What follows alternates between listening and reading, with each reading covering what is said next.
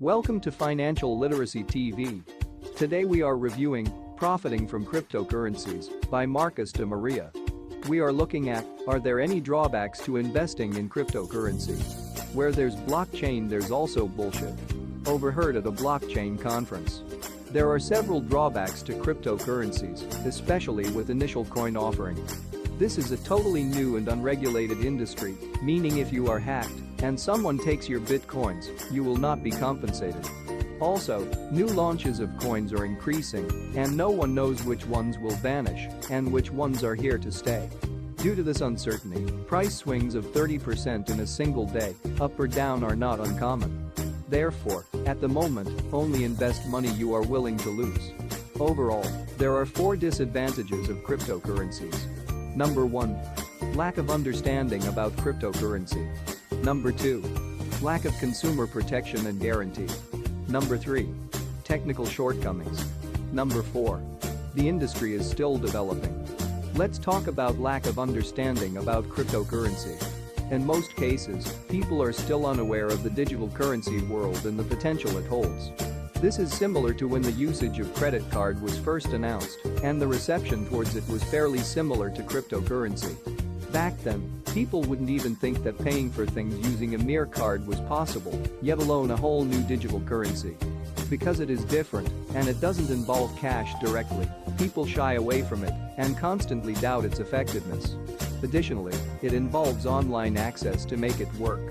The idea of having to pay for things or transfer money online is convenient to some and is catching on, but some people are still skeptical about it. In order to make cryptocurrency acceptable around us, the people need to be educated about it to be able to include it in their daily lives. But the effort to learn a whole new world of currency requires a lot of time and energy.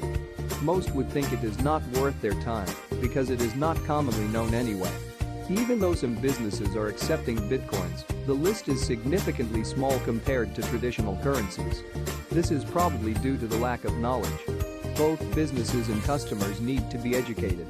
Imagine having to teach your customers a new way of paying for something. This will take a longer time and effort. Lack of consumer protection and guarantee. In the case of traditional currency, central banks govern the authority of a nation's money. No higher authority can suddenly decide that they no longer want to use their country's currency to trade without protest and rejection.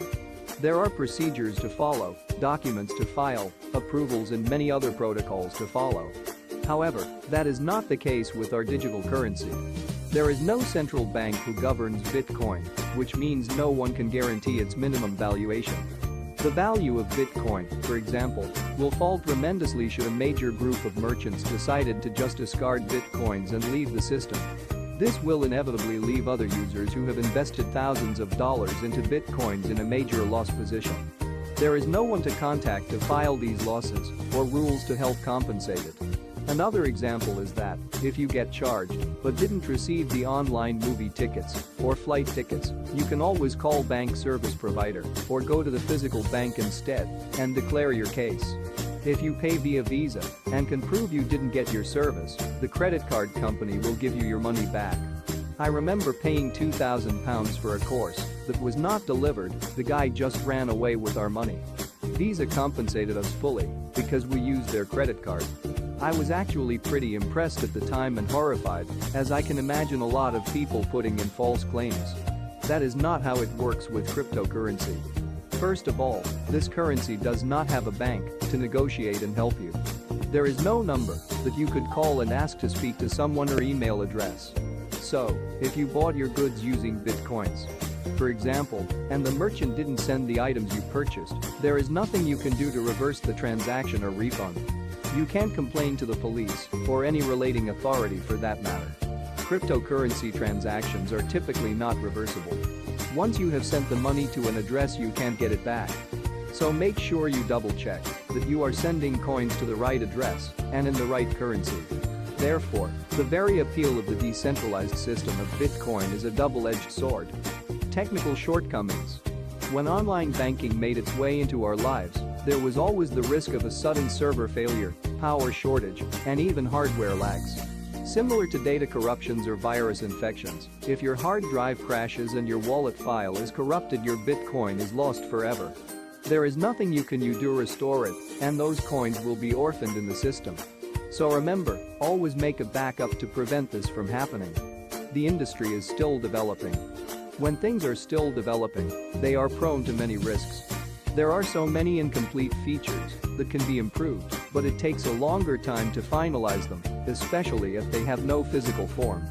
With traditional currency, despite the method of payments being performed online and without us actually seeing the physical money being transferred from one account to another, we still end up holding the physical cash at the end of the day. We can use the physical cash to buy things from the stores, physically and online. Since cryptocurrency does not have any physical form, we will never be holding the physical cash. Its usage is obviously restricted. In the end, it more often than not, and I hope this changes soon, but Bitcoin needs to be converted to traditional currency to enjoy its worth. Let's talk about the future of cryptocurrency. Lunatic fringe or serious business?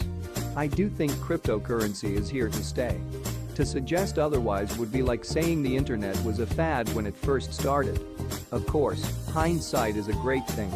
Which cryptos are here to stay, however, is almost impossible to guess. These digital currencies have been said to be able to capture the world of online finance. With the blockchain technology behind it, the future of cryptocurrency is showing enormous potential. Although the mechanism behind Ether prevents it from being used as a direct payment method, this cryptocurrency seems to have a bright future ahead. This is all thanks to its smart contract concepts. On the other hand, cryptocurrencies solving the problem of privacy are starting to gain more prominent favor amongst users.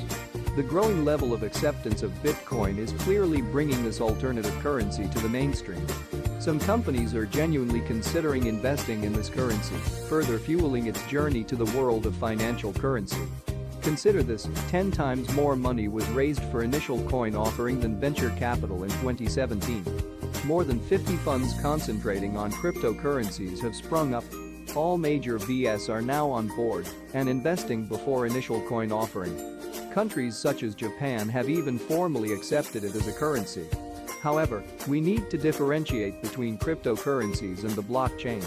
Cryptocurrencies have entered a speculation phase where people want to make 1000% within days of buying a coin. But that means we are departing from the fundamental assumption of what a cryptocurrency originally is: a scarce digital commodity, where the value derives from that scarcity. Simply put, if more than 100 new sources of this digital commodity have been launched since the summer of 2017, then the entire concept of scarcity, and therefore value, begins to erode. In fact, many of these new cryptocurrencies will need to fail in order to maintain the viability of the best-known currencies, Bitcoin and Ether. Most of the recent initial coin offering are based on the ERC20 Ethereum token, and the primary purchasing mechanism for new cryptocurrencies has been Ether, the currency of the Ethereum network. Therefore, an investor often needs to buy Ether in order to buy into any of the new initial coin offering.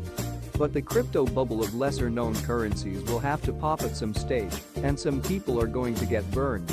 Despite this, the core technology behind it all, the blockchain, will provide value as a hidden infrastructure underlying future applications. A small number of currencies, likely Bitcoin and Ethereum and utility tokens, where genuine value is created, will remain viable over the long term, although at what price no one knows. It is interesting to note that the Enterprise Ethereum Alliance is gaining traction.